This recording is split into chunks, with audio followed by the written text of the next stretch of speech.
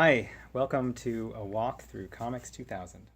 This episode, Kalah Allen from Portland, Oregon. This is a really nice, simple 5-page comic with pretty traditional 3-tier system.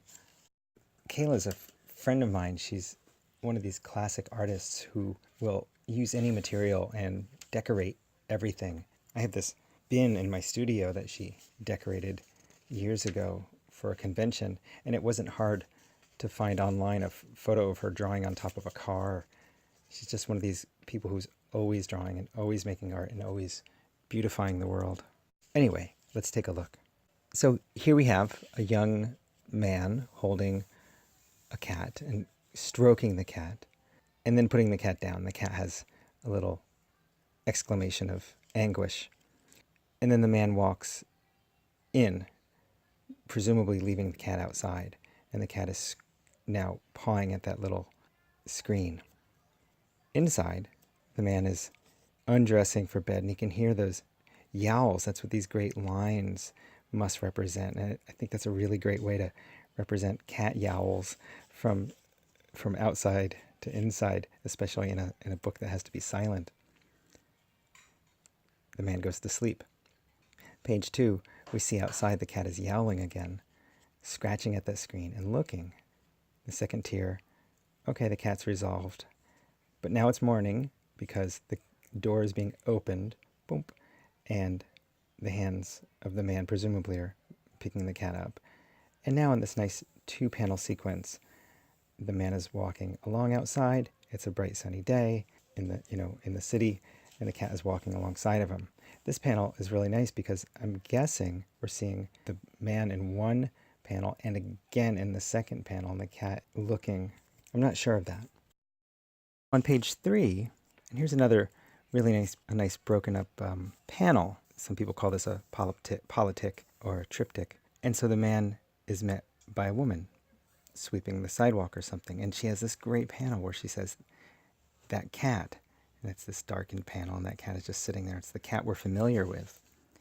And then she launches into the story on the second tier, and Kalah does this great thing where this story inside the balloon unfolds, and we see this woman. She is sitting on a stoop, and then movers are taking things out. And then in the third panel, inside this panel, the woman seems to be getting her last stuff, and the cat is left behind, and there's 2 cats.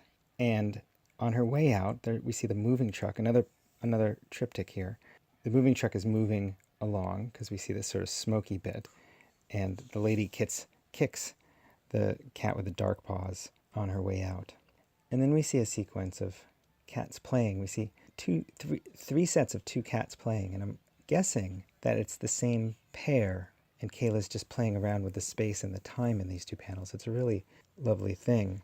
But what happens in tier 2 in the second row is that cat is dying or dead. And if you look closely, you see there's a little white highway mark line. So she's presumably just been hit by a car.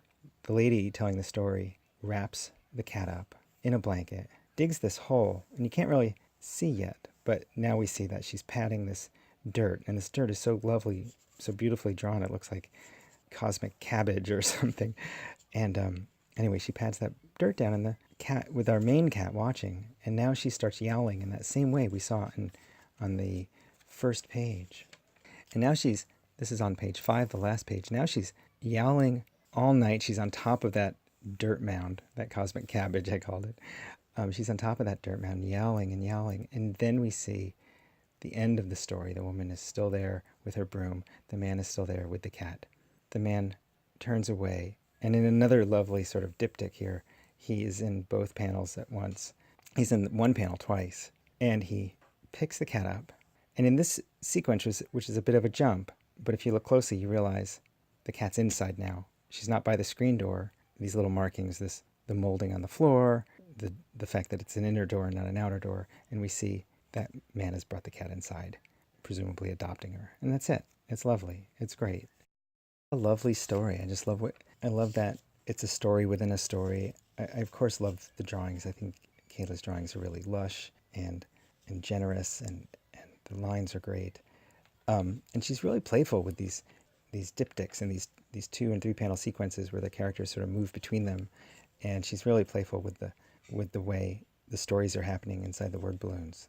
I encourage you to go check out some of Kalah Allen's work. She turned up in a lot of anthologies in the 90s. She did this great mini comic called Jar of Pennies, which has this really beautiful production value to it. And she was just really prolific back then. And now I think she's doing the I Anonymous illustrations for one of the Portland newspapers. Go check it out.